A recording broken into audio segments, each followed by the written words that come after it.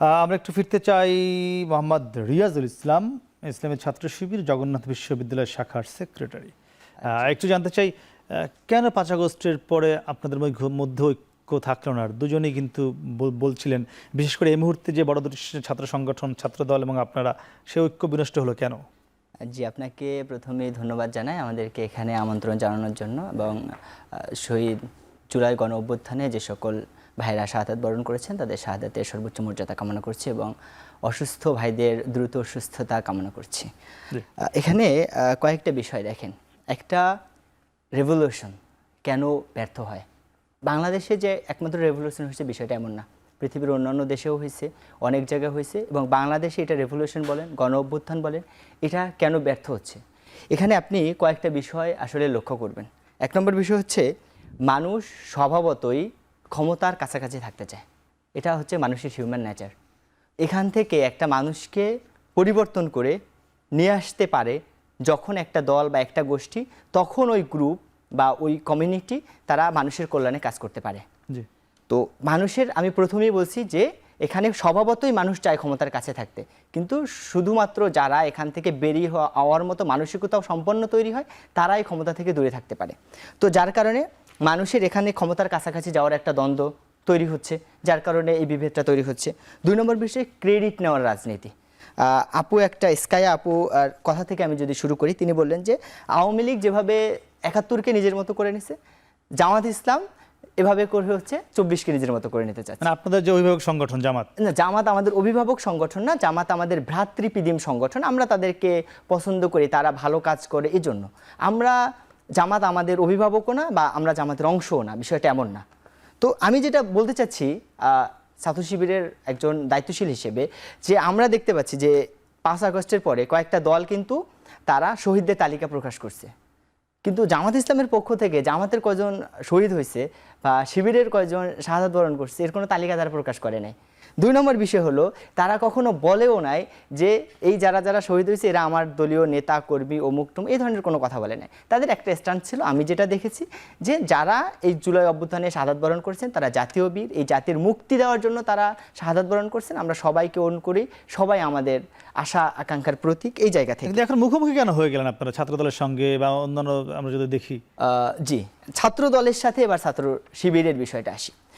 আমি যদি বলি আপনাকে, আপনি একজন বড় মাপের সাংবাদিক, আমি আপনাকে ভালোভাবে চিনি অনেক আগে থেকে।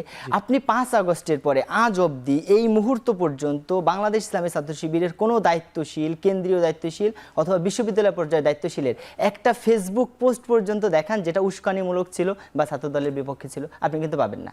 আপনি একটা বক্তব্য দেখান যে বক্তব্যটা ছাত্র দলের বিপক্ষে ছিল, এই বক্তব্যটা কিন্তু আপনি পাবেন না। গত 3 দিন আগের কথা বলি, আমি সূত্রাপুর থানায় একটা নাগরিক কমিটির মিটিংয়ে ছিলাম।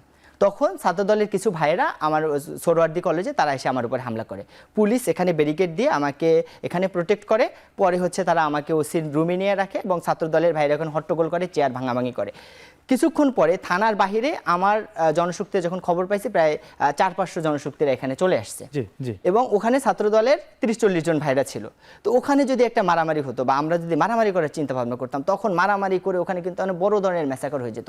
কিন্তু আপনি ওই দিনের পুরো ভিডিও দেখেন, নিউজগুলো দেখেন, কিন্তু সেখানে আপনারা বলেছেন যে জগন্নাথ বিশ্ববিদ্যালয়ের ছাত্রদল আপনাদের পাশে এসে সহমর্মিতা জানিয়েছে। ছাত্রদল জগন্নাথ বিশ্ববিদ্যালয়কে আমি অবশ্যই ধন্যবাদ জানাই। আমার পাশে শামসুল আরফিন ভাই আছে, হিমেল ভাই আছে, তাদেরকে আমরা ধন্যবাদ জানিয়েছি। আমি সাথে সাথে ফেসবুক পোস্ট করেছি, কিন্তু যারা করেছে তারাও তো ছাত্রদলের একটা কমিউনিটি, তাই না? কিন্তু আমরা তাদের প্রতি অ্যাগ্রেসিভ ছিলাম কিনা আপনি অন্য জায়গাগুলোতে দেখেন, মানে আপনারা সহনশীল ছিলেন। আমরা সবসময় সহনশীল।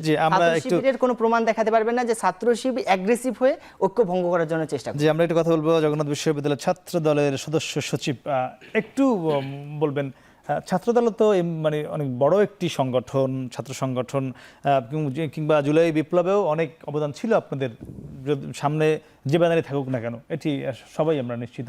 কিন্তু সেখান থেকে এখন কেন মুখোমুখি এই একটি আমরা দেখছি সংঘাত, কিংবা ছাত্রদলের অন্তর্কুন্দর আমরা দেখছি, শিবিরের সঙ্গে নানান জায়গায় ঝামেলা দেখছি, কেন ঐক্যটা ধরে রাখা যাচ্ছে না? মানে এটা কি আমি কি উত্তরগুলা দিয়ে তারপরে বলবো না শুধু আমার এই ব্যাখ্যাগুলোই বলবো? না, বলেন, আপনি বলেন। হ্যাঁ জি, এখন একটা কথা হচ্ছে, সকলকে ধন্যবাদ জানাচ্ছি জগন্নাথ বিশ্ববিদ্যালয় ছাত্রদলের পক্ষ থেকে, এবং সবাইকে ধন্যবাদ জানাচ্ছি যে যারা জুলাই বিপ্লবে এবং বাংলাদেশের দীর্ঘ সময়ের এই বদ্বীপের দীর্ঘ সময়ের পরিক্রমায় যারা বাংলাদেশকে গঠন করার জন্য একের পর এক আমাদের পূর্বপুরুষ যারা শ্রম ঘাম দিয়েছে, সংগ্রাম করেছে, আন্দোলন করেছে, সবাইকে ধন্যবাদ জানিয়ে, জুলাই বিপ্লবের শহীদ সবাইকে ধন্যবাদ জানিয়ে আমি আমার বক্তব্য শুরু করছি। বিষয়টা হচ্ছে, আপনারা একটা কথা হচ্ছে যে অনৈক্য না, এটা খুবই স্বাভাবিক ঘটনা। আমাদের স্বৈরাচার পতনের পরে যার যার কাজে মনোযোগ দেওয়া, এটা একটা খুবই স্বাভাবিক ঘটনা। সেই ঘটনা করতে গিয়ে, আমাদের কাজ করতে গিয়ে অনেক স্বার্থ সংশ্লিষ্ট যারা আছে, বিভিন্ন সংগঠন গোষ্ঠী যারা আছে, তারা বিভিন্ন ধরনের প্রশ্ন করবে, আমাদের পিছনে কথা বলবে, হয়তো অনেকে সামনে থেকেও বলে। আমরা সমালোচনাকে খুব স্বাভাবিকভাবেই নিচ্ছি, এটা হবেই, আমরা এটাকে গ্রহণ করছি। এখন একটা বিষয় হচ্ছে যে রিয়াজুল ভাই বললেন যে আমরা আসলে ফেসবুক পোস্টে বলছি না, ফেসবুক পোস্টে বলছে না, কমেন্টে বলছে। এগুলো পরিহার করতে হবে ঐক্যের স্বার্থে। যদি ঐক্যের কথাই আমরা বলি, ঐক্যের ফাটল ধরা না, এটা হচ্ছে একটা গণঅভ্যুত্থান। গণঅভ্যুত্থানের স্বার্থই হচ্ছে যে যখন গণঅভ্যুত্থান হবে তারপর মানুষ তার কাজে ফিরে যাবে। এটা বিপ্লব নয় যে বিপ্লবী সরকার গঠন হবে বা সবাই একই ব্যানারে থাকবে, একই ছাতার নিচে থাকবে। বাংলাদেশ গণতান্ত্রিক দেশ, গণতন্ত্রের বিভিন্ন পক্ষ আছে, সেই পক্ষগুলো তাদের সামাজিক, সাংস্কৃতিক, রাজনৈতিক চিন্তা দর্শনের জায়গা থেকে তারা তাদের জায়গায় কাজ করবে। আমরাও সেভাবে বাংলাদেশ জাতীয়তাবাদী ছাত্রদল, কেন্দ্রীয় সংসদ সহ সকল ইউনিট এবং জগন্নাথ বিশ্ববিদ্যালয় ছাত্রদল তার নিজস্ব কাজ করে যাচ্ছে। সেই কাজ করতে গিয়ে ভুল ত্রুটি অনেক কিছুই হবে, আমরা এগুলো সংশোধনের মধ্য দিয়ে, কারণ আমরা মানুষ, আর মানুষ মাত্রই ভুল হবে। আমাদের সকল সত্তা প্রকাশিত, সকল সত্তা সামাজিক, সেই সামাজিক এবং রাষ্ট্রীয় কাঠামোর ভিতরে আমাদের যে চরিত্র সেটা প্রকাশিত। এখানে ফাহিমুল একটি কথা কিন্তু বলছিল। ভিতরে যখন আমরা আমাদের ভুল ত্রুটি আসবে, অনেকে বলবে, যখন কেউ বাঁকাভাবে বলে বা বাঁকাভাবে বলতে চায় বা আমাদেরকে দেখাতে চায় যে আসলেও এই চরিত্রটা বাংলাদেশের বুকে একটা বৃহত্তর শক্তি, একে ঘায়েল করে আমি আমার জায়গা নিব, এটা কিন্তু একটা রাজনীতি। আরেকটা রাজনীতি হচ্ছে যে না, সে তার জায়গায় থাকবে, আমি আমার যোগ্যতা, মননশীলতা এবং রাজনীতির মাধ্যমে আমি আমার জায়গা দখল করে নেব, এটা আরেক রাজনীতি। এখানে কিন্তু ফাহিমুল ইসলাম একটি কথা বলছিল যে 5 আগস্টের পর রাজনৈতিক দলগুলো বা ছাত্র সংগঠনগুলো যার যার স্বার্থ কায়েমে ব্যস্ত হয়ে গিয়েছে, ছাত্র জনতার বা মানুষের প্রতি যে তার দায়িত্ববোধ সেখান থেকে সরে গিয়েছে। এটি কেন? এটা স্বার্থ নয়, এটা শাব্দিক বিষয়টা হচ্ছে যার যার নিজস্ব রাজনৈতিক যে প্রতিফলন, সেই প্রতিফলন করতে গিয়ে আমরা প্রতিফলন করছি। এখন আপনি এই বলতে পারেন যে এত বড় একটা বিপ্লবের মধ্য দিয়ে পুরো বাংলাদেশ উলটপালট হয়ে গিয়েছে। আপনি প্রশাসন ব্যবস্থা বলেন, রাষ্ট্রীয় ব্যবস্থা বলেন, সামাজিক কাঠামো বলেন, সবগুলো উলটপালট হয়ে গেছে। আপনারা জানেন দীর্ঘ সময় কিন্তু পুলিশ প্রশাসন বলেন, বিভিন্ন প্রশাসন যারা কিন্তু তারা কাজ করে নাই, তা এত কিছু কাজ না করার পরেও বাংলাদেশ কিন্তু বাংলাদেশই আছে।